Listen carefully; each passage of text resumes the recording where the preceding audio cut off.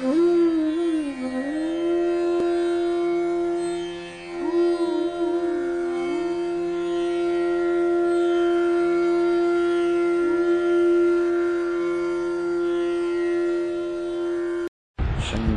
शङ्कराचार्यं केशवं बादरायणं सूत्रभाष्यकृतौ वन्दे भगवन्तौ पुनः पुनः।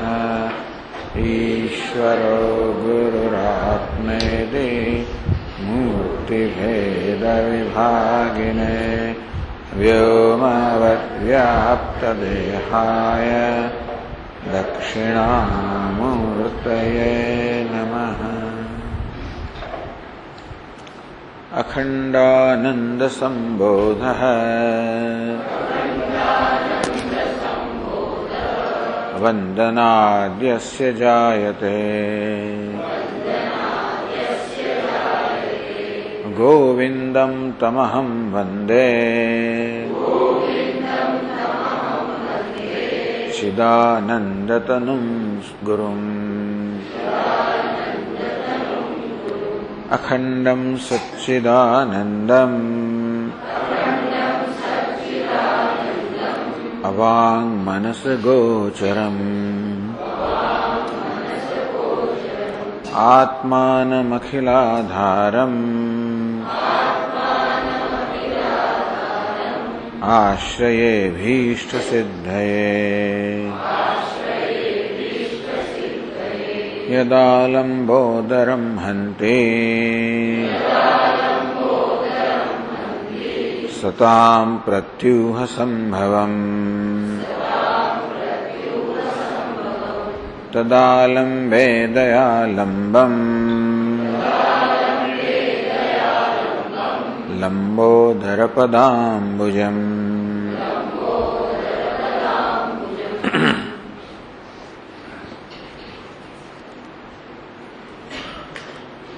समाधि संपत्तिनी चर्चाનો પ્રારંભ થયો। शमोदमस्तितिक्षो प्रतिश्रद्धा ततः परम् समाधानमिति प्रोक्तम् षडैवैते शमादयः। शम दम तितिक्षा उपरति श्रद्धा ત્યાર પછી સમાધાનમ અને શમાદય શમથી જેનો પ્રારંભ થાય છે એવી શમાદિ ષટક સંપત્તિ કહે છે। તો શમ દમ તિતિક્ષા ઉપરતિ શ્રદ્ધા અને સમાધાનમ એક પછી એક આ સમજાવશે આપણને। એક વૃત્તૈવ મનસઃ પહેલા શમની ચર્ચા પ્રારંભ કરે છે। એક વૃત્તૈવ મનસઃ સ્વલક્ષ્યે નિયત સ્થિતિ।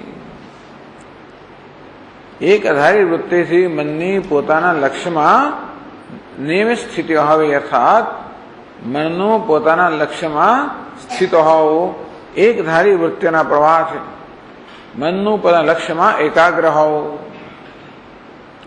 શમ ઇતિ ઉચ્યતે સદ્ભિઃ અને સત્પુરુષો શમ કહે છે।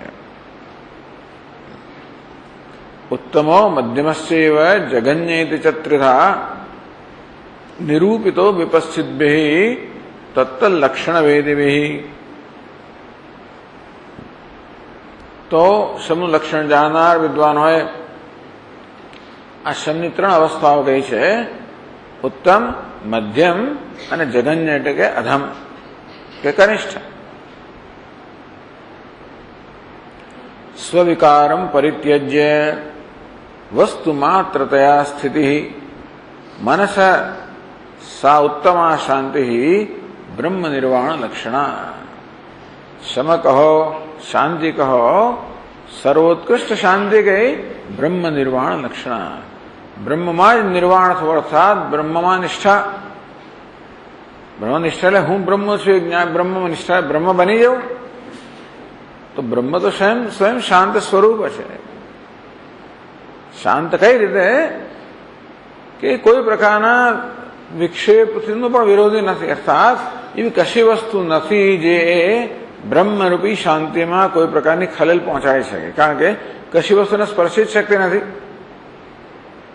અંતેથી જે શાંતિ અને અશાંતિ બંનેથી પર છે એવી શાંતિ હોય જે અશાંતિને વિરોધી કે અશાંતિ હોય જે શાંતિને વિરોધી હોય તો અશાંતિ આવે ત્યારે શાંતિ દૂર થઈ જાય.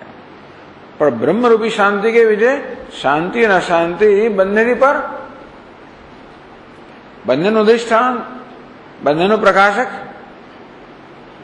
અને એમાં નિષ્ઠા પ્રાપ્ત થાય પછી કોઈ અશાંતિ પણ ખલેલ પહોંચાડી ના શકે. એટલે એને ઉત્તમ સ્વવિકારમ પરિત્યજ્ય, તો મન પોતાનો બધો વિકારનો ત્યાગ કરીને બ્રહ્મરૂપે જ્યારે રહે ત્યારે એને ઉત્તમ શમ કહેવામાં આવ્યું. પ્રત્યેક પ્રત્યય સંતાન પ્રવાહ કારણમ ધિય યદેશા મધ્યમા શાંતિ શુદ્ધ સત્વૈક લક્ષણા. પેલું તો સત્વથી પર, તો શુદ્ધ સત્વનું લક્ષણ છે એવી આ બીજી શાંતિ છે જેમાં હું બ્રહ્મ છું એ પ્રકારની વૃત્તિનો પ્રવાહ જળવાઈ રહે છે. પ્રત્યેક પ્રત્યય સંતાન પ્રવાહ, પ્રત્યેક આત્મા, તો આત્માનો પ્રત્યય કહો કે બ્રહ્મનો પ્રત્યય કહો, એ જ વૃત્તિનો પ્રવાહ સતત જળવાઈ રહો, એને આ મધ્યમ શમ કહેવામાં આવ્યો. વિષય વ્યાપૃતિમ ત્યક્ત્વા શ્રવણૈક મનસ્થિતિ, અને સૌથી ઉતરની કક્ષાનું શમ,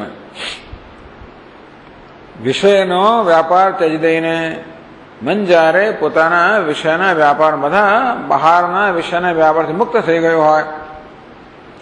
શ્રવણૈક મનસ્થિતિ, એકમાત્ર શ્રવણમાં જ મનની સ્થિતિ હોય, એને આ અધમ કે કનિષ્ઠ પ્રકારનો શમ કહેવામાં આવ્યો. પ્રાચોદીચાંગ સદભાવે સમસિદ્ધતિ નાન્યથા. આ શમની પહેલા જ અંગ છે વિવેક અને વૈરાગ્ય, એની પછીના અંગ છે દમ, તિતિક્ષા, ઉપરતિ. આ બધું હોય તો જ ખરેખર શમ સિદ્ધ થાય, અન્યથા નહીતર નહીં. પોતે જ કે તીવ્રા વિરક્તિ પ્રાચ્યાંગમ. આ શમની પહેલાનું અંગ કયું છે? તીવ્ર વિરક્તિ. તીવ્ર વિરક્તિ એ શમની પહેલાનું અંગ છે. ઉદિચ્ચાંગમ દમાદય, દમ, તિતિક્ષા, ઉપરતિ એ શમ પછીના અંગ છે. તો ગ્રંથકાર કહે છે કે આ જો હોય તો જ ખરેખર શમ સિદ્ધ થઈ શકે.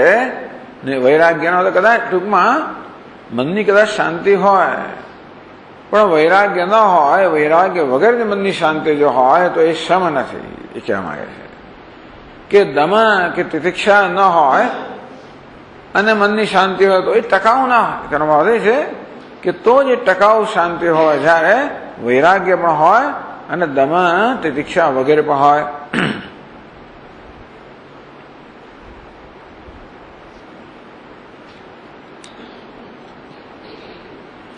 કામ ક્રોધશ્ચ લોભશ્ચ મદો મોહશ્ચ મત્સર ન જીતા ષડિમેયેન તસ્ય શાંતિર્ન સિદ્ધ્યતિ. કામ, ક્રોધ, લોભ, મદ, મોહ અને માત્સર્ય, આ 6 આંતરિક શત્રુઓ પર જેને વિજય નથી પ્રાપ્ત કર્યો એને શાંતિ સિદ્ધ ના થઈ શકે. આ શાંતિ સિદ્ધ થવાની બધી એની પણ શરતો કે છે કે પહેલાના અને પછીના અંગ ન હોય તો શાંતિ સિદ્ધ ના થાય. વળી કામ, ક્રોધ વગેરે ષડ રિપુઓ જે છે એમને ન જીતા, એમના પર જેમને વિજય નથી પ્રાપ્ત કર્યો એમને માટે પણ શાંતિ સિદ્ધ ના થાય. પછી 32મા પાનાથી આગળ કહે છે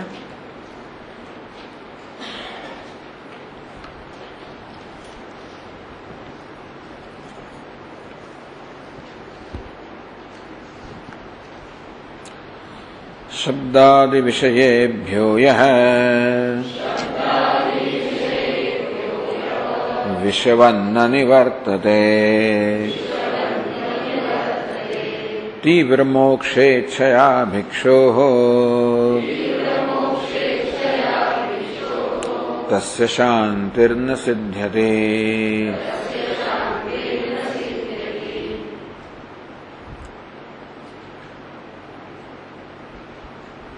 यह शब्दादि विषयेभ्यः विषवत् न निवर्तते. तीव्र मोक्षेच्छया शब्दादि विषयेभ्यः यः विषयवत् न निवर्तते तस्य भिक्षु शांति न सिद्ध्यते। એ ભિક્ષુ કે સંન્યાસી, આ સંન્યાસી માટે પણ શાંતિ સિદ્ધ થતી નથી, અર્થાત મનમાં શાંતિ ટકતી નથી. શબ્દાદિ વિષયેભ્ય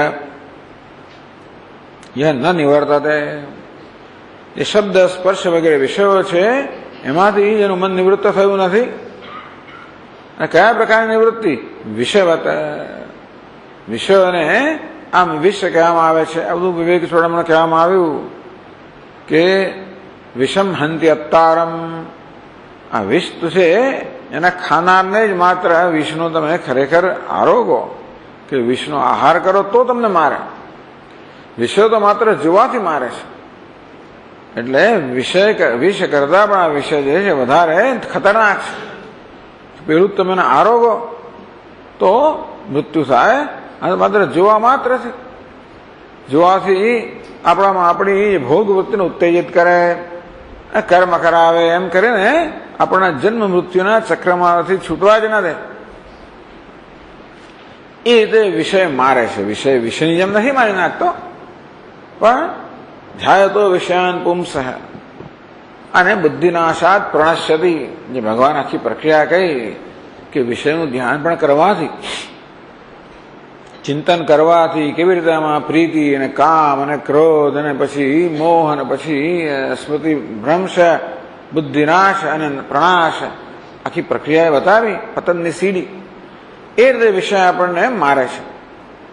આપણા આમાં ભોગ ઉત્પન્ન કરે ને, કામના ઉત્પન્ન કરે ને, કે લોભ કે ક્રોધ ઉત્પન્ન કરે ને, મોહ ઉત્પન્ન કરે ને, આપણા સંસ્કાર વગેરે છે એનો તિરસ્કાર કરે ને, આપણી પાસે ખોટા નિર્ણયો લેવડાવીને બુદ્ધિની વિવેકની શક્તિ ધીમે ધીમે નષ્ટ કરતો રહે છે.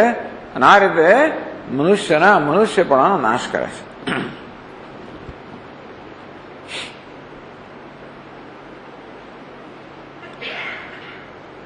નિવર્તતે તીવ્ર મોક્ષેચ્છયા, આ વિશ્વ નિવૃત્ત કેમ થયો? તીવ્ર મોક્ષેચ્છયા એટલે મોક્ષની તીવ્ર ઈચ્છા. મોક્ષની તીવ્ર ઈચ્છાથી પ્રેરાઈને, એટલે ધારો કે વિષયમાંથી નિવૃત્ત થવાનું કારણ બીજું કશું હોય, કંઈક એવી જાતના અનુભવ થઈ ગયા હોય અને માણસનું મન ઉઠી ગયું હોય, અભાવ થઈ ગયો હોય, એવું કંઈક થયું હોય, અને એ રીતે વિષયમાંથી કશાકમાંથી મન ઉઠી ગયું હોય તો એ પણ જાજુ ટકવાનું નથી. કે જે વસ્તુ જે કારણથી વિષયની અંદર અભાવ થયો એ ઉલટું મળે એટલે પાછો ભાવ થવાનો.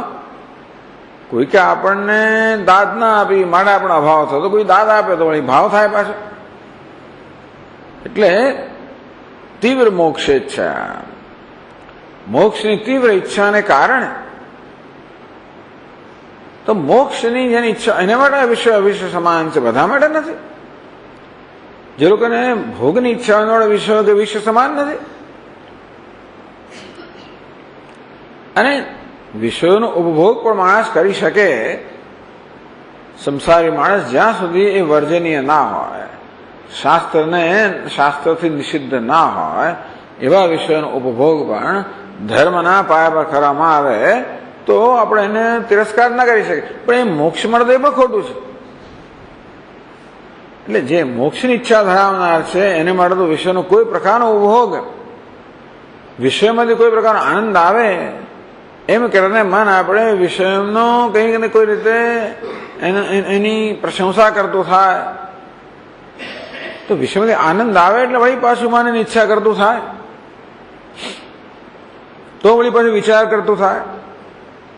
અંતેથી જેને તીવ્ર મોક્ષની તીવ્ર ઈચ્છા છે, જેના માટે કહેવામાં આવશે કે જેને બધા જ ભોગ પ્રત્યે વૈરાગ્ય છે, અંતેથી આ વિષયમાંથી પણ જે સુખ મળે છે એના પ્રત્યે તીવ્ર વૈરાગ્ય છે, અને જાણે છે કે આ વસ્તુ ખરેખર તો મોક્ષની મારી પ્રાપ્તિમાં અવરોધરૂપ જ છે. એટલા માટે એને વિષયનો ભોગ શત્રુ જેવો લાગે. વિદ્યેન મિહ વૈરિણમ, એ અર્થાત આ મોક્ષ માર્ગમાં આ કામ ક્રોધ વિષયની ઈચ્છા વગેરે તો વૈરી છે એક નંબરનો. એટલે બે વસ્તુ કહેવામાં આવી કે બુદ્ધિમાં વિવેક છે કે મોક્ષની તીવ્ર ઈચ્છા છે, એ વિવેક બતાવે છે. કયા પ્રકારનો વિવેક બતાવે છે કે વાસ્તવમાં બધી ઈચ્છાની પાછળ તો મોક્ષની જ ઈચ્છા છે. વિવેક ન જન્મ્યો હોય તો પછી ઈચ્છાને સત્યતા આપવામાં આવે અને તો પછી જે કોઈ વસ્તુ ઈચ્છાને પૂરી કરનારી હોય એના પ્રત્યે રાગ જન્મવાનો જ છે. એટલે મૂળ વિવેક તો આ છે કે બધી ઈચ્છાની પાછળ મોક્ષની જ ઈચ્છા છે. એ પણ પછી તીવ્ર થવી જોઈએ. અને તો પછી તો મન કોઈ પ્રકારના વિષયના ભોગની અંદર ક્યારે પણ પ્રવૃત્તિ કરે જ નહીં, કોઈ પ્રકારનું મહત્વ ના આપે નહીં, કોઈ પ્રકારનો રસ એ દર્શાવે નહીં. એટલે ગ્રંથકાર કહે છે કે મોક્ષની તીવ્ર ઈચ્છાને કારણે મન જ્યારે વિષયની પ્રવૃત્તિમાંથી સર્વ રીતે નિવૃત્ત થઈ જાય ત્યારે જ મનની શાંતિ સિદ્ધ થાય. કારણ કે વિષય માટે કોઈ પણ પ્રકારનું આકર્ષણ હોય તો વિષય મનને ખેંચવાનો છે. ઇન્દ્રિયાણી પ્રમાથિની હરંતી પ્રસર્વમ મન. આ ઇન્દ્રિયમાં જે આવેગ રહેલો છે, વિષય માટે જે રસ રહેલો છે, એ બળાત્કારે મનને બહાર વિષયમાં ખેંચી જવાનું, ઘસડી જ જવાનું. અને તેથી આ વિષયમાંથી નિવૃત્તિ એ ક્યારે શક્ય છે? વિષય માટે જે રસ છે એ રસ કે રાગ દ્વેષમાં નિવૃત્તિ એ પણ ક્યારે શક્ય છે? જ્યારે મોક્ષ મળવાની ઈચ્છા તીવ્ર બની હોય. એટલે પહેલા કોઈ કામ, ક્રોધ વગેરે આંતરિક શત્રુઓ છે એના પર વિજય પ્રાપ્ત કરો. બીજું કહેવામાં આવ્યું કે આ વિષયોમાંથી રસની સદંતર નિવૃત્તિ. પછી 103 શ્લોકમાં કહે છે યેન નારાધિતો દેવઃ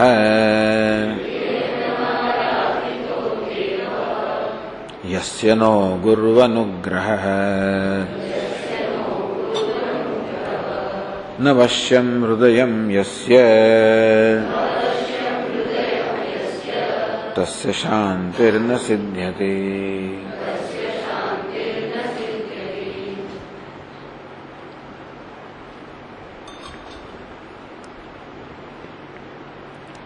येन देवः न आराधितः यस्य नो गुरुअनुग्रहः न वश्यम हृदयम यस्य. બહુ મોટી વાતો કરી દીધી. येन न आराधितो देवः, જેને દેવતાની, પરમાત્માની, ઈશ્વરની આરાધના કરી નથી અને જેણે ઈશ્વરનો અનુગ્રહ પ્રાપ્ત કર્યો નથી. યસ્ય દેવે પરાભક્તિ યથા દેવે તથા ગુરૌ. એ ભક્તિની એટલા માટે વાત કરવામાં આવે કે જેથી આ બધા પ્રકારની કૃપા આપણે પ્રાપ્ત થાય. ઈશ્વર કૃપા, ગુરુ કૃપા, શાસ્ત્ર કૃપા, આત્મકૃપા. એટલે એ ન આરાધિતો દેવ, જેને ઈશ્વરની આરાધના કરી નથી તો ઈશ્વરની કૃપા કેમ પ્રાપ્ત થાય? ભલા મનુષ્ય દેહ પ્રાપ્ત થયો એ પ્રકારની કૃપા થઈ, તો પછી મુમુક્ષુત્વ જન્મવું, મહાપુરુષ સંશય પ્રાપ્ત થયો, આ બધી વસ્તુઓ ઈશ્વરની મહાન કૃપા છે. એટલું જ નહીં, પરંતુ દરેક અવસ્થામાં ઈશ્વરની કૃપાની જરૂર તો હોય જ છે. દરેક અવસ્થામાં ઈશ્વરની કૃપાની જરૂર હોય જ છે. તેથી ઈશ્વરની આરાધના તો આવશ્યક છે જ. તો જેને ઈશ્વરની આરાધના કરી નથી, યસ્યનો ગુરુ અનુગ્રહ, વળી જેના પર ગુરુની કૃપા નથી, તો ગુરુની આરાધના પણ કરી હોવી જોઈએ. આચાર્યોપાસનમ, આચાર્યની ઉપાસના એટલે સેવા, ગુરુની આરાધના, ગુરુની કૃપા. તો સદવિદ્ધિ પ્રણિપાતેન પરિપ્રશ્નેન સેવયા. આ પ્રકારે ગુરુને આપણે જ્યારે વશીભૂત કર્યા હોય કે ગુરુનું મન જીતી લીધું હોય, ગુરુની કૃપા કોને પ્રાપ્ત થાય? જેણે ગુરુનું મન જીતી લીધેલું છે. એ જીતવાની રીત ભગવાને બતાવી, પ્રણિપાત, પરિપ્રશ્ન અને સેવા. ટૂંકમાં જયારે ગુરુ જુએ કે આનામાં શ્રદ્ધા છે, આનામાં જિજ્ઞાસા છે અને આનામાં ભક્તિ છે, આ સેવા એ ભક્તિભાવ બતાવે છે, પ્રણિપાત શ્રદ્ધા બતાવે છે અને પરિપ્રશ્ન જિજ્ઞાસા બતાવે છે. આમ શ્રદ્ધા છે, શ્રદ્ધા ભક્તિ ધ્યાન યોગાદ વૈહી. શ્રદ્ધા ભક્તિ ને ધ્યાન આ આવશ્યક છે, તો આ વસ્તુ બતાવે છે. એટલે ગુરુ જયારે જુએ કે આ જિજ્ઞાસુમાં આ પ્રકારના સદગુણો છે, આવી સંપત્તિ છે, ત્યારે જરૂર ગુરુ પ્રસન્ન થાય. આ રીતે ગુરુજીને પ્રસન્ન કરવા એમનું હૃદય જીતી લેવું. નવશ્યમ હૃદયમ યસ્ય, જેનું હૃદય પોતાને વશ નથી. એટલે કામ ક્રોધ એની વાત થઈ જ ગઈ. કામ ક્રોધ લોભ મદ મોહ માત્સર્ય આવો ક્રમ એમણે કહ્યો. તો કે આ પ્રકારના આંતરિક શત્રુઓ જ્યાં સુધી હોય ત્યાં સુધી પોતાનું હૃદય વશમાં નથી. અને તેથી આ બધા શત્રુઓ પર એટલે રાગદ્વેષ માનો ને, રાગદ્વેષ પર જેને વિજય પ્રાપ્ત કર્યો નથી. બંધુરાત્માત્મનસ્તસ્ય યેનાત્મૈવાત્મના જિતઃ અનાત્મનસ્તુ શત્રુત્વે વર્તેતાત્મૈવ શત્રુવત. જેણે આત્મા વડે આત્મા પર વિજય પ્રાપ્ત કર્યો છે, એટલે કે જેને રાગદ્વેષ પર વિજય પ્રાપ્ત કર્યો છે, આ મન એના વશમાં હોય છે. અને જેને રાગદ્વેષ પર વિજય નથી પ્રાપ્ત કર્યો, મન એના વશમાં હોતું નથી. એટલે નવશ્યમ હૃદયમ યસ્ય, હૃદય જેના વશમાં નથી.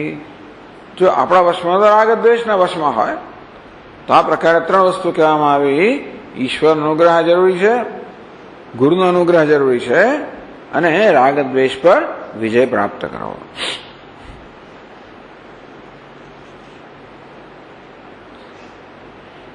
હવે ખરેખર તો શમ કે શાંતિ હોય, જો મન આપણું પ્રસન્ન હોય કે મન નિર્મળ હોય તો એનો ગ્રંથકાર આપણને સૂચનાઓ આપે છે, કે ઉપદેશ કરે છે કે કેવી રીતે મનની નિર્મળતા પ્રાપ્ત કરવી. એની પ્રસ્તાવના 104માં શ્લોકમાં કરે છે. મનઃ પ્રસાદ સિદ્ધ્યર્થમ સાધનમ શ્રૂયતામ બુધૈઃ. મનઃ પ્રસાદો યસ્સત્વે યદભાવેન સિદ્ધ્યતે.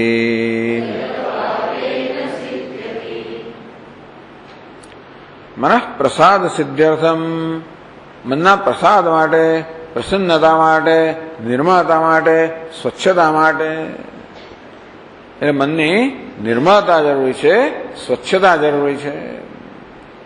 એટલા જ માટે કે આજે મનની મલિનતા છે એ કોઈ મનનો સ્વભાવ નથી, એ તો આગંતુક છે.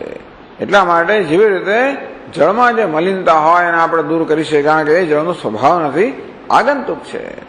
તેવી રીતે આ મનમાં પણ રાગ દ્વેષ વગેરે મલિનતા છે આપણે દૂર કરી શકીએ, કારણ કે એ મનનો સ્વભાવ નથી. મન સ્વભાવથી પ્રસન્ન છે, સ્વચ્છ છે, નિર્મળ છે.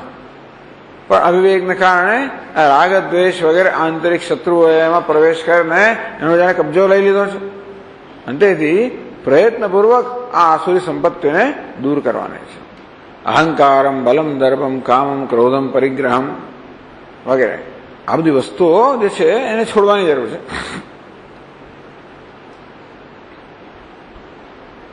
તો મનઃ પ્રસાદ સિદ્ધ્યતિ, તો બુધૈ સાધનમ શ્રૂયતા.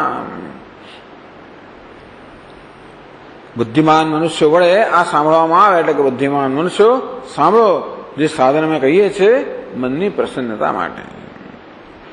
યત સત્વે મનઃ પ્રસાદ સિદ્ધ્યતિ, જે સાધન હોય, જે મૂલ્ય હોય, એટલે ઘણા બધા મૂલ્યો જ કહેવાના છે પછીના શ્લોકોમાં.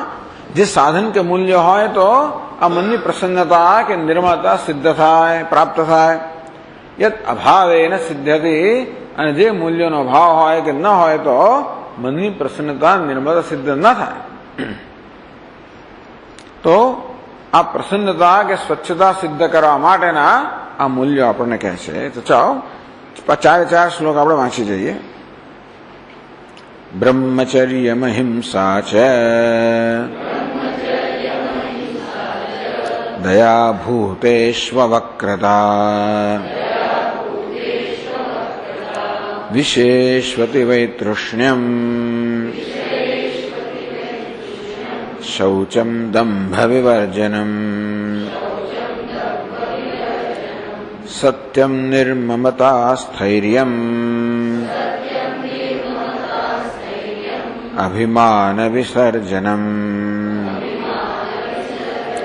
ईश्वर ध्यान परता ब्रह्मविद्भिः सह स्थितिः ज्ञानशास्त्रैकपरता समता सुखदुःखयोः मानानासक्तिरेकान्त शीलता च मुमुक्षुता यस्यैतद्विद्यते सर्वम् तस्य चित्तं प्रसीदते न त्वेतद्धर्मशून्यस्य प्रकारान्तरकोटिभिः। तो ब्रह्मचर्य, अहिंसा, दया, भूतेषु भूतेषु दया, अवक्रता, विषयेषु अतिवैतृष्ण्यम, विषय में अत्यंत तृष्णा अत्यंत भाव, शौचम शुचि स्वच्छता, दंभ विवर्जनम अदंभित्वम, सत्यम निर्ममता ममता नो भाव, स्थैर्यम अभिमान विसर्जनम अभिमान नो भाव, ईश्वर ध्यान परता ईश्वर ध्यान परायणता, ब्रह्मविद भी सहस्थिति सत्संग ब्रह्मज्ञानियों साथे सहवास, ज्ञान शास्त्र एक परता ज्ञान शास्त्र में एक परता होवी एमा एमा एक रत हो एने समर्पित हो, समता सुख दुःखयो सुख दुख में समता समत्व बुद्धि, मान अनासक्ति मान माटे आसक्ति नो अभाव, एकांतशीलता एकांत माटे एनो प्रेम, एकांत नो सेवन, मुमुक्षुता मोक्ष की तीव्र इच्छा, 18 है यस्येतद् विद्यते सर्वम, यस्येतद् सर्वम विद्यते आ બધું જેનામાં છે તસ્ય ચિત્તમ પ્રસીદતે, એનું ચિત્ત પ્રસન્ન હોય છે, એનું ચિત્ત નિર્મળ છે, સ્વચ્છ છે, પ્રસન્ન છે. ન તો એતદ્ ધર્મ શૂન્યસ્ય, આ ધર્મ સિવાય આ ધર્મ ન ધરાવનાર આ પ્રકારનો ધર્મ કહો સદગુણો કહો, આ બધા સદગુણોનો કે દૈવી સંપત્તિનો સમૂહ જે છે એ ન ધરાવનાર માટે પ્રકારાંતર કોટિભી, બાકી ગમે તે કરો પછી પ્રાણ અને અનેક જાતની રીતો અજમાવો ને તમે, પણ જ્યાં સુધી આ વસ્તુ ના આવે ત્યાં સુધી મનની પ્રસન્નતા ના આવે. એટલે ઘણા બધા પ્રાણાયામ ના અંતે ત્રાટક બધી જ્યાં વસ્તુ કહેવામાં આવે, પણ જાત જાતની બધી ટેકનિક્સ જેને કહેવામાં આવે, આ બધા જે સદગુણો દર્શાવવામાં આવ્યા એ ખરેખર તો આપણો આંતરિક વિકાસ જ બતાવે છે, આત્મ વિકાસ કે આત્મ ઉન્નતિ. આત્માનો વિકાસ કહો આત્માની ઉન્નતિ કહો, ટૂંકમાં આત્માનો જે વાસ્તવિક સ્વભાવ છે એની જેટલા નજીક આપણે જઈએ એટલા આપણે વિકસિત થયા કહેવાય. અને છેવટે આત્મા જો સ્વભાવ થઈ જાય તો આમાં નિષ્ઠ બની જઈએ. એટલા બધા મૂલ્યો નિષ્ઠા માટે બહુ મહત્વના છે. પ્રકારાંતર કોટિભી, કરોડો પ્રકારનો ઉપાય કરવામાં આવતો પણ આ સદગુણો સિવાય મનની પ્રસન્નતા કે સ્વચ્છતા નિર્મળતા સિદ્ધ થતી નથી. તો એક પછી એક આ બધા સમજાવે છે. બ્રહ્મચર્ય, અહિંસા, ભૂતેષુ દયા, અવક્રતા, વિશેષુ અતિવૈતૃષ્ણ્યમ, આ તો સર્વ વેદાંત સિદ્ધાંત સાર સંગ્રહ છે ને. એટલે બધું વેદાંત નું જે કંઈ આ બધું સાહિત્ય છે એ બધાનો અંદર એમાં જે સિદ્ધાંત છે એના સારનો સંગ્રહ કરવામાં આવે છે. એટલે ક્યાં ને ક્યાં બધું પથરાયેલું હશે એ બધાનું ચયન કરીને ગ્રંથકારે એક સ્થળે સંગ્રહ કર્યો છે. તો બ્રહ્મચર્ય સમજાવે છે. સ્મરણમ દર્શનમ સ્ત્રીણામ गुणकर्मानुकीर्तनम् समीचीनत्वधीस्तासु प्रीतिसम्भाषणं मिथः सहवासश्च संसर्गः अष्टधा मैथुनं विदुः एतद्विलक्षणं ब्रह्म चर्यं चित्तप्रसादकम्।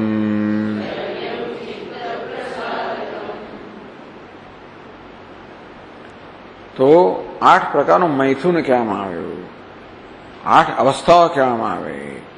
સ્મરણમ આ પુરુષોને ઉદ્દેશને એટલે સ્ત્રીની વાત કરવામાં આવે, સ્ત્રીને સંબોધન કરતો પુરુષની વાત કરવામાં આવે, પણ સ્મરણ કરવું, સ્ત્રીઓનું સ્મરણ કરવું, એનું દર્શન કરવું, જોવું. સ્ત્રીણામ સ્મરણમ તેષામ દર્શનમ ગુણકર્મ અનુકીર્તનમ એમના ગુણો અને કર્મ વગેરેનું કીર્તન કરવું, વર્ણન કરવું. તો આ બધી વસ્તુઓ આપણી વૃત્તિને ઉત્તેજિત કરનારી છે. કામ વૃત્તિ દરેકમાં રહેલી હોય છે ને કામ વૃત્તિને ઉત્તેજિત કરનારી આ બધી વસ્તુઓ છે. માટે અમને મૈથુન કહેવામાં આવ્યું.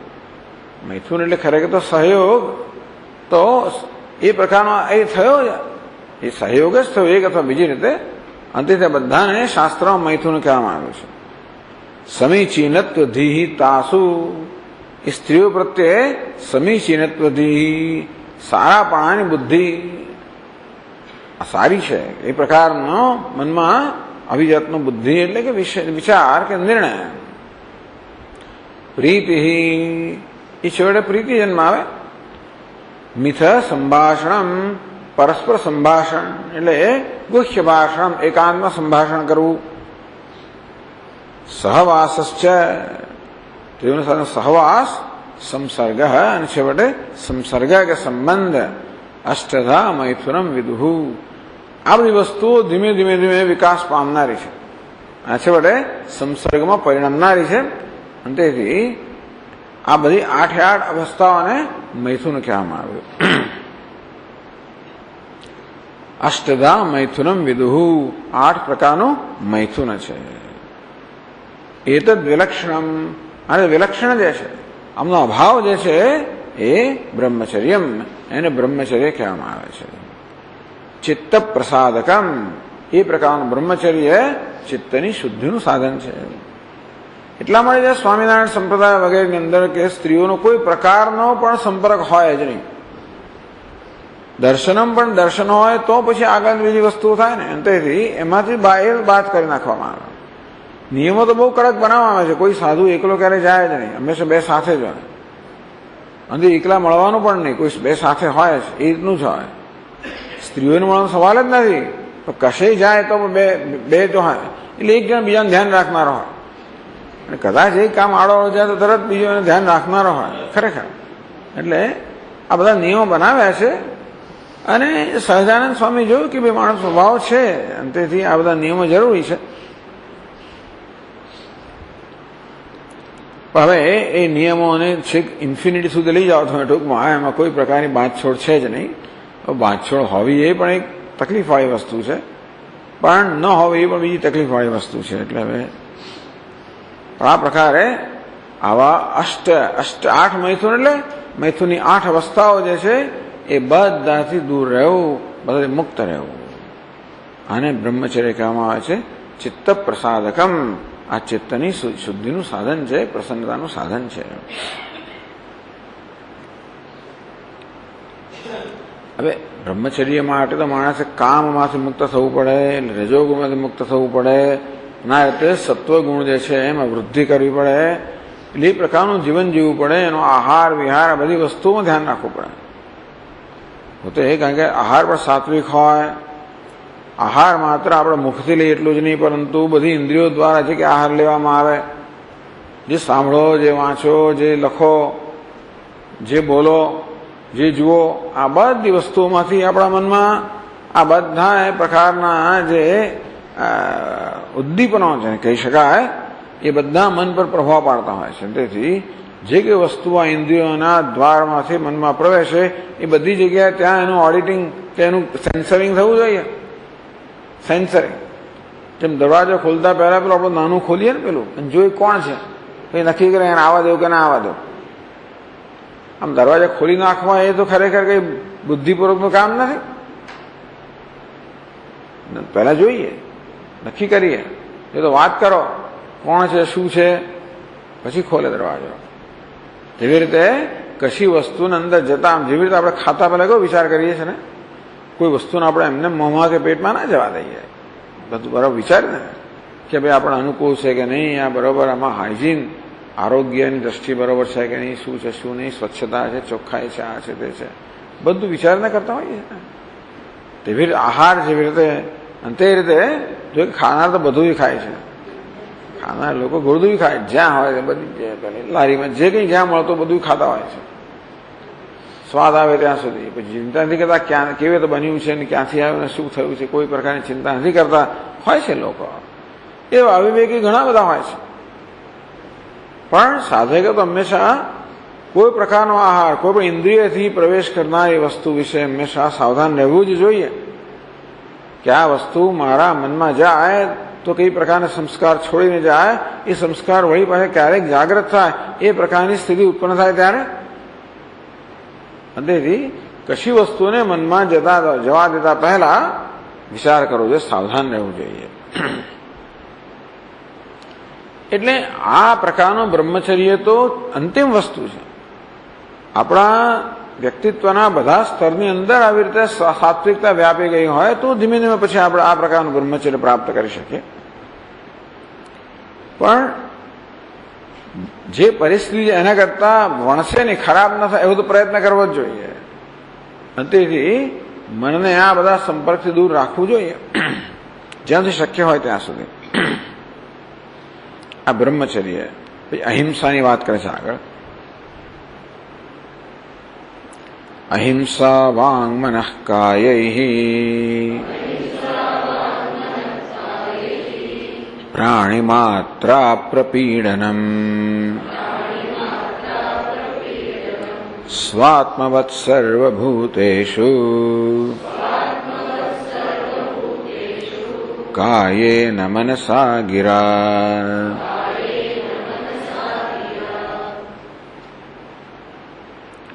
વાંગ મનઃ કાયૈ પ્રાણી માત્ર અપ્રપીડનમ અહિંસા.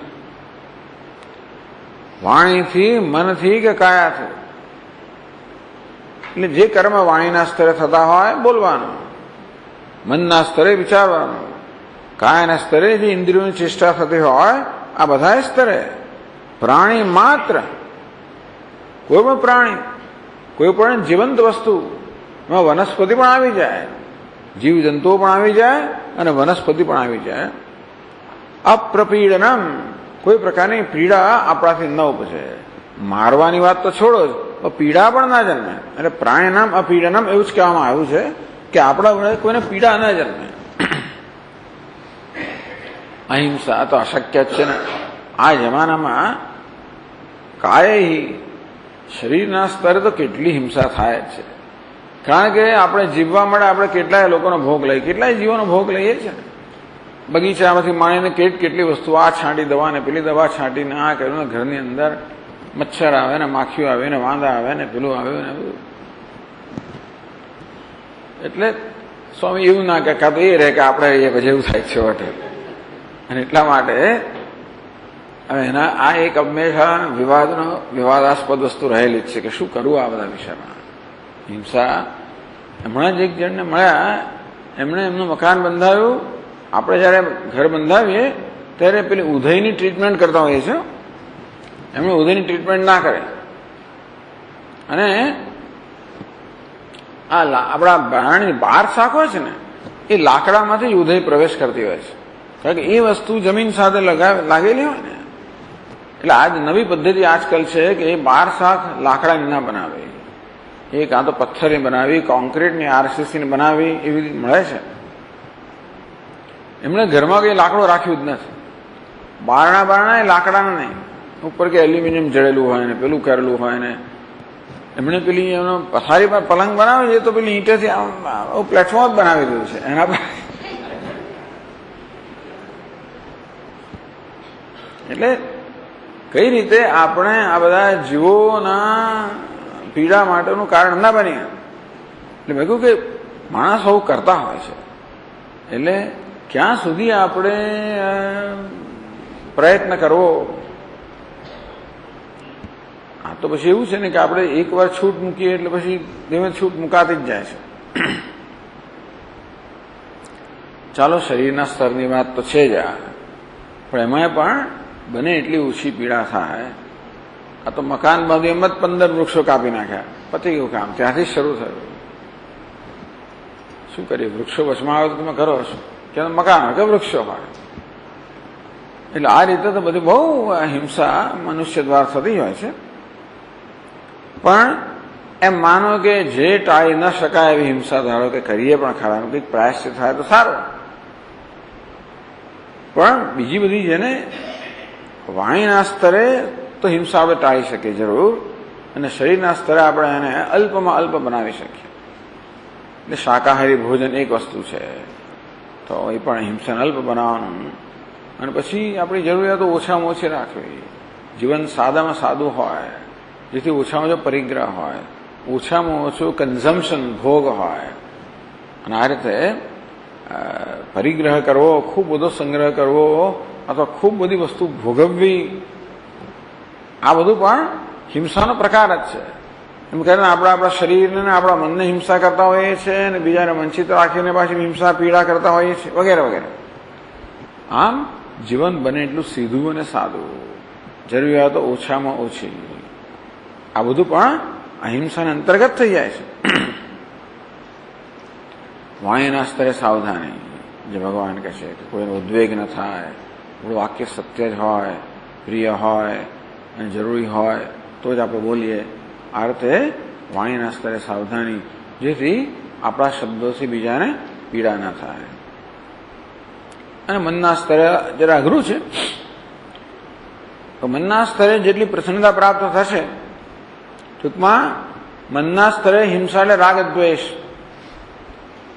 હું હિંસા તો અવિદ્યા જ છે. અવિદ્યા અહંકાર, મમકાર, રાગ દ્વેષ આ બધા હિંસાના જ પ્રકાર છે, જે આપણા વાણીમાં અને શરીરમાં હિંસા રૂપે વ્યક્ત થતા હોય છે. અને તે રીત ખરેખર તો મનની આ વૃત્તિઓ જે છે સતત એના વિશે એના સભાન રહીને પ્રતિપક્ષ ભાવના દ્વારા આગળ આવવાનું જ છે શુચિમાં.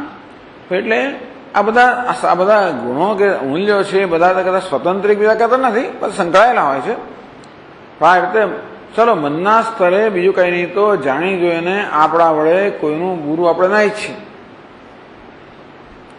મનના સ્તરે આપણે કોઈનું ભલું ઈચ્છીએ પ્રયત્નપૂર્વક, અને આપણું મન કદાચ એવા વિચારમાં પડે અને કોઈનું ખરાબ ઈચ્છવા દેખાય આપણને, તરત મનને આપણે રોકી લઈએ અને વાળી લઈએ. શરીર વાણીની અંદર પણ કદાચ કંઈક કોઈને કહેવાને આમ મનમાં એવો આવેગ આવી જાય, તરત આપણે રોકીએ. શરીરના સ્તરે પણ એટલે આવેગો જે છે એ આવેગો આપણે હિંસા કરાવતા હોય છે. મુખ્યત્વે ક્રોધનો આવેગ જે છે હિંસા કરાવતો હોય છે, લોભનો આવેગ હિંસા કરાવતો હોય છે, કામનો આવેગ હિંસા કરાવતો હોય છે. આ કામ, ક્રોધ, લોભ બધા આવેગો હિંસા કરાવતા હોય છે. અને તેથી આ બધા આવેગોને કાબૂમાં રાખવાનો સભાન પ્રયત્ન અત્યંત આવશ્યક બની રહે છે, તો જ આપણે હિંસા તરફ ગતિ કરી શકીએ. અને ભગવદ્ ગીતામાં જે વાત કરવામાં આવી અને બીજા શાસ્ત્રોમાં કહે છે સ્વાત્મવત્ સર્વભૂતેષુ કાયેન મનસા ગિરા. વળી બીજી પણ વાત કરવી, કાયેન મનસા ગિરા સર્વભૂતેષુ સ્વાત્મવત્. કાયાથી, વાણીથી, મનથી જે કંઈ વ્યવહાર થાય એ વ્યવહાર સ્વાત્મવત્ સર્વભૂતેષુ. બધા જ પ્રાણીઓ સાથે શરીરથી, વાણીથી અને મનથી જે કંઈ વ્યવહાર થાય એ બધો સ્વાત્મવત્. પોતાની સાથે આપણે જે પ્રકારનો વ્યવહાર કરતા હોઈએ એ પ્રકારનો વ્યવહાર કરવો, ન પણ હિંસા. હિંસાને બીજી વ્યાખ્યા કરવામાં આવે, આત્મોપમ્યેન સર્વત્ર સમમ પશ્યતિ અર્જુન સુખમ વા યદિ વા દુઃખમ સયોગી પરમો મતઃ. આ ભગવાન આ જ વસ્તુ કહી કે પોતાની ઉપમા દરેક પરિસ્થિતિમાં પોતાની ઉપમા કે જેમ મને સુખ, જેમ હું હંમેશા મારી જાત પ્રત્યે હું મારી જાત સુખી કરવા જ ઈચ્છું, ક્યારે દુઃખી કરવા ન ઈચ્છું, અને તે રીતે અન્યને પણ સુખ પહોંચાડવાનો પ્રયત્ન થાય અને કોઈ રીતે દુઃખ ન પહોંચે એવો પ્રયત્ન થાય. આમ અન્યને પોતે જેવી રીતે પોતાની જાત સાથે વ્યવહાર કરે છે એ પ્રકારનો વ્યવહાર અન્ય પ્રત્યે કરવો. એટલે આ બધા બહુ મોટા મૂલ્યો છે. પણ એટલે સ્વાત્મ સર્વભૂતેષુ કાયેન મનસા ગિરા, એને પણ અહિંસા કહેવામાં આવે છે.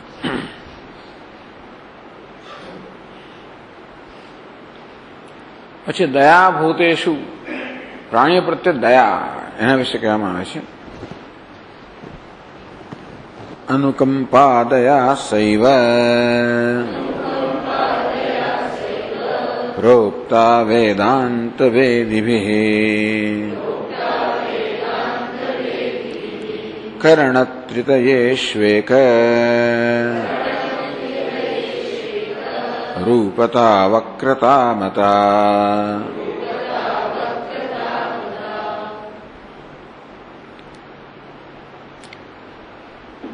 અનુકંપા દયા, ટૂંકમાં બધા પ્રાણીઓ પ્રત્યે અનુકંપા. અનુકંપા એટલે કોઈને લખ્યું, કોઈને દુઃખી જોઈને આપણું હૃદય કંપી જાય, કોઈના દુઃખી થવું, એને અનુકંપા કહેવામાં આવે છે. તો અનુકંપા એટલે જ દયા. દયા એટલે કોઈના પર દયા ખાવી, એ પ્રકારની દયા. એટલે દયા શબ્દનો અર્થ કર્યો. આપણે કહીએ ભાઈ બહુ દયા ખાધી, મેં કોઈ દયા ખાધી. આપણે જાણે કોઈનો ઉપકાર કરતા હોઈએ, કોઈ આપણા કરતા ઉતરતું હોય, આપણે કંઈક ચઢિયાતા હોઈએ, આપણે કંઈક છીએ ને બીજા પર દયા ખાઈએ, ઉપકાર કરતા હોઈએ. આમ બીજા પર દયા કરવી એમાં કોઈક રીતે ઉપકારની કંઈક ભાવના કે રહેલી હોય એવી જાતની એક સમજ દયા વિશે છે. એટલે કહેવાય દયા એટલે અનુકંપા. એને કરુણા પણ કહી શકાય. જે બૌદ્ધ શાસનમાં કમ્પેશન કે કરુણા એને સૌથી મહત્વની વસ્તુ, ખૂબ મહત્વની વસ્તુ ગણવામાં આવી છે. કમ્પેશન, કરુણા. અનુકંપા કહો, કરુણા કહો, ક્ષમા કહો, આ બધી બહુ મહત્વની વસ્તુ કહેવામાં આવી. પણ અહીંયા આગળ દયા એટલે અનુકંપા. દયા એટલે માત્ર કોઈને મદદ કરવી એટલું જ નહીં. મદદ તો ભલે એમાં આવી જાય, પણ ક્યારે આવે? અનુકંપાથી પ્રેરાઈને થયેલી મદદ બરાબર છે. અનુકંપા વગરની મદદ હોય એમાં ખોટું નથી, પણ છતાં હૃદયમાં અનુકંપા, આપણું હૃદય ઉજાત્મામાં એ પ્રકારની કંઈક કોમળતા હોય. એટલે તુલસીદાસજી મહારાજ કહે ને કે ભાઈ જો આ સાધુનું હૃદય કેવું હોય છે, એ તો આ ઘી કરતા પણ કોમળ હોય, કે ભાઈ માખણ કરતા કોમળ હોય. માખણ તો જાણે ગરમી મળે ત્યારે પીગળે, આ તો જાણે કે બીજાને ગરમી મળે તો એમાં પીગળી જાય, વગેરે વગેરે. ટૂંકમાં આવું કહેવામાં આવ્યું છે. અંતેથી અનુકંપાને દયા કહેવામાં આવે. તો હવે અનુકંપાથી પ્રેરાઈને જે વ્યવહાર થાય એને દયા કહેવી જોઈએ. વેદાંત વેદી ભીલો, હવે વેદાંત જાણનાર લોકો આવું કહે છે. વેદાંતિન લોકો દયા સાથે સંબંધ, પણ વેદાંત જાણનાર લોકો દયાની આ પ્રકારની વ્યાખ્યા. એટલે વેદાંતિન લોકો બધું બરોબર વ્યવસ્થિત સમજતા હોય ને, એક એક વસ્તુને બરોબર સમજવી એ વેદાંતની લોકોનો ધંધો છે. ટૂંકમાં દરેક વસ્તુને બરોબર સમજવી એનું નામ એ વેદાંતિન લોકોનો મુખ્ય. કારણ કે વેદાંત શાસ્ત્રમાં મુખ્ય સાધન છે વિચાર, સમજ. આમ દરેક વસ્તુની સમજ હવે, અને માટે એ વસ્તુનો બધી રીતે આપણે એની પરીક્ષા કરી શકવી, એ પ્રકારનો વિચાર કરી શકવો, સમજ એની પ્રાપ્ત થવી, એ બહુ મહત્વનું છે. આથી વેદાંતને જાણનાર લોકો કહે છે કે અનુકંપા એટલે દયા. તો દયાની વ્યાખ્યા કરી. અવક્રતા પછી વાત કરે છે. અવક્રતા એટલે અકુટિલ, વક્રતાનો અભાવ. ભગવાન જેને આર્જવમ કહે છે. તો અમાનિત્વમ, અદંભિત્વમ, અહિંસા, શાંતિ, આર્જવમ. આર્જવમ એટલે સરળતા, રુજુતા, અવક્રતા, કુટિલતાનો અભાવ, વક્રતાનો અભાવ. એટલે કહ્યું કર્ણત્રિતયેષુ એક રૂપતા. આ ત્રણેય કર્ણમાં મન વચન ને કાયા એ ત્રણેયમાં એક રૂપતા. જે મનમાં છે એ જ વાણીમાં હોય, એ જ શરીર થાય. મન વચન ને કર્મ, ખરેખર તો કાયા કહેવામાં આવે, મન વચન અને કર્મ. કર્મ એટલે કાયાના સ્થળે થતું કર્મ. મન વચન અને કર્મમાં એક રૂપતા. બાકી પેલું શું છે? મનસ્યન્યત, વચસ્યન્યત, કર્મણ્યન્યત, દુરાત્મનામ મનસ્યેકમ વચસ્યેકમ કર્મણ્યેકમ મહાત્મનામ. તો મહાત્માનો દુરાત્મા વચ્ચેનો ફેર બતાવ્યો કે મનમાં જે છે એ જ વચનમાં છે, એ જ કર્મમાં છે. અને મનમાં જુદું, વચનમાં જુદું અને કર્મમાં જુદું. દુરાત્મા અને પેલો મહાત્મા કે સદાત્મા.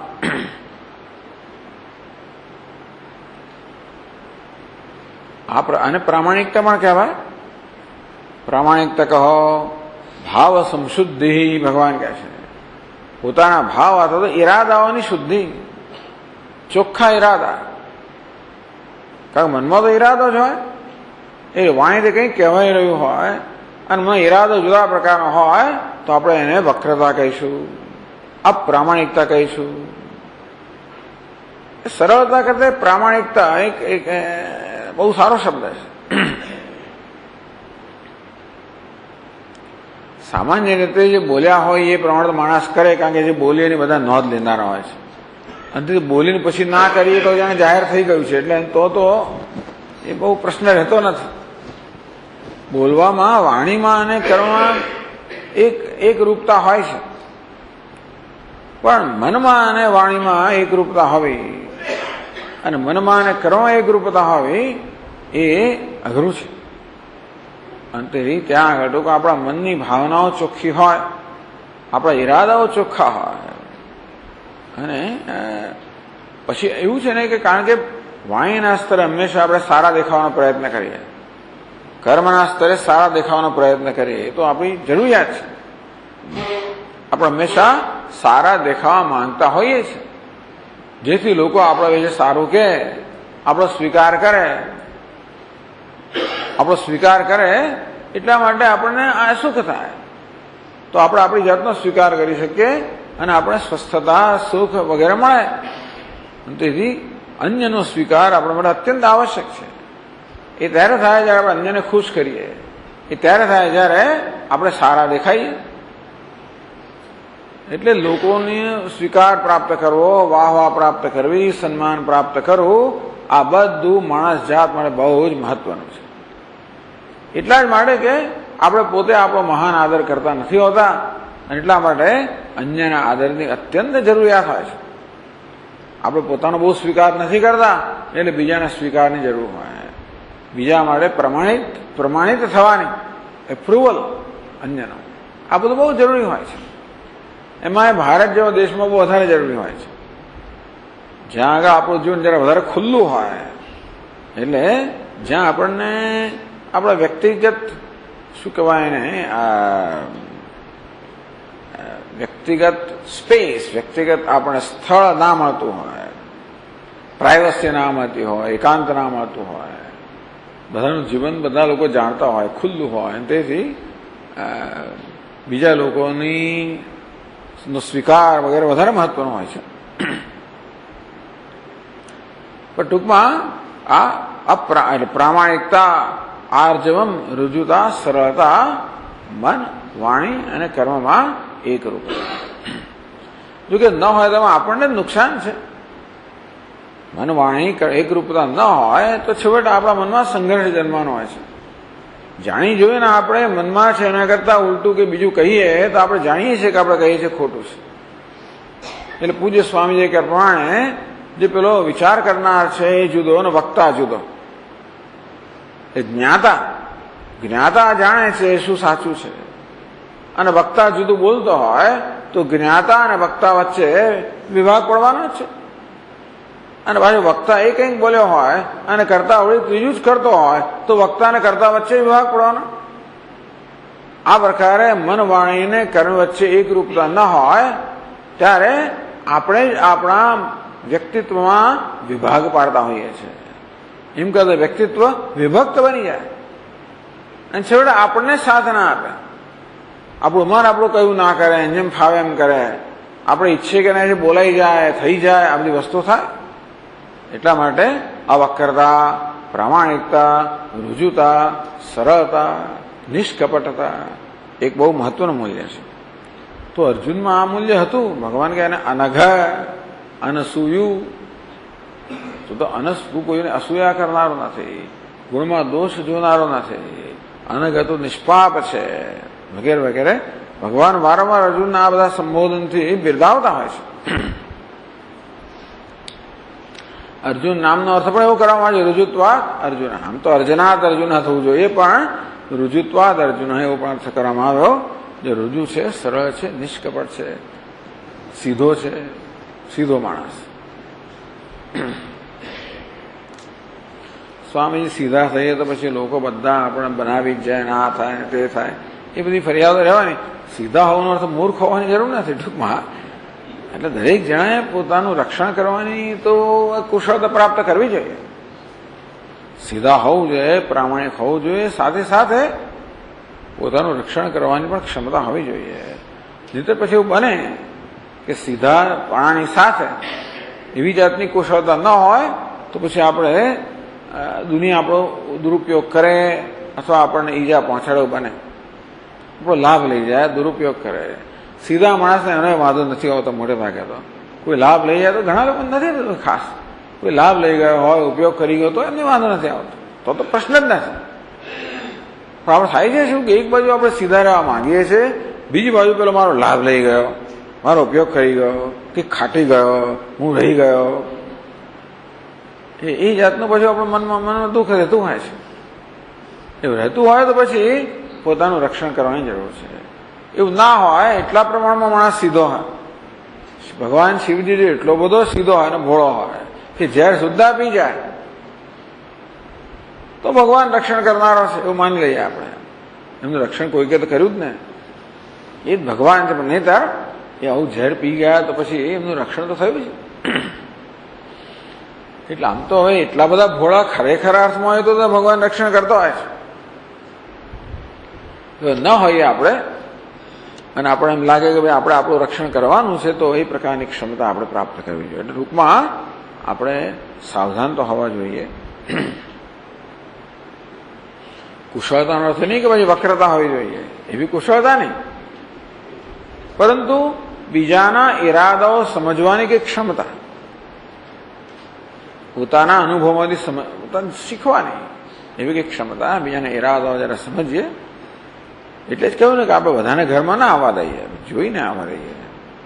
તેવી રીતે દરેક સાથે વ્યવહાર કરીએ ત્યારે પણ આપણે જરા જોઈને વ્યવહાર કરીએ.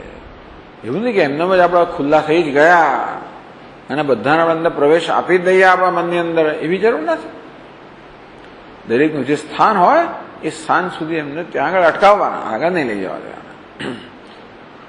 એટલે અંગ્રેજીમાં પેલો કે ભાઈ તમે જો બધાને બધી જગ્યાએ ઘરમાં નહીં આવવા દો, બરોબર ને, કોઈકને તમે માત્ર દરવાજાને ખોલો પણ નહીં, એમને જ વાત કરી લો.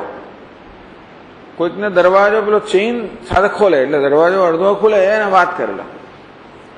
કોઈને દરવાજો ખોલે ત્યાં આગળ બધો વ્યવહાર કરતા નાખો. કોઈને બહારના રૂમમાં બેસવા દો. કોઈને વળી કદાચ અંદર રસોડામાં લઈ જાઓ. એવી રીતે ટૂંકમાં અંદર લઈ જતી વખતે બહુ ધ્યાન રાખવાનું. ગમે તેને સીધો પ્રવેશ ના આપી દેવાય ને ઘરની અંદર. એવી રીતે આપણા જીવનની અંદર પણ ગમે તેને પ્રવેશ અપાય નહીં. અને એ પ્રકારની સાવધાની તો હોવી જ જોઈએ. સાથે સાથે સરળતા હોવી જોઈએ. એટલે સરળતા અને સાવધાની, સરળતા અને કુશળતા, સરળતા સહિતની કુશળતા. પાછા બીજાઓને બનાવવા અને બીજાઓ નામ એવી પ્રકારની કુશળતા નહીં. એમાં આપણે જ બનતા હોઈએ છીએ. એટલા બધા મૂલ્યોના પાલનમાં એ પ્રકાર એક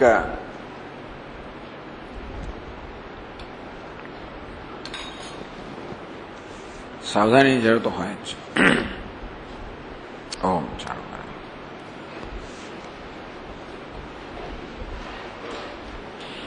ओम पूर्णमदः पूर्णमिदं पूर्णात् पूर्णमुदच्यते पूर्णस्य पूर्णमादाय पूर्णमेवावशिष्यते। ओम शांति शांति। शंकरं शंकराचार्यं केशवं बादरायणं सूत्रभाष्यकृतौ वन्दे भगवन्तौ पुनः पुनः। ईश्वरो गुरुरात्मेति मूर्तिभेदविभागिने व्योमवद्व्याप्तदेहाय दक्षिणामूर्तये नमः। ओम शांति शांति शांति। हरि ओम। श्री गुरुभ्यो नमः। हरि ओम।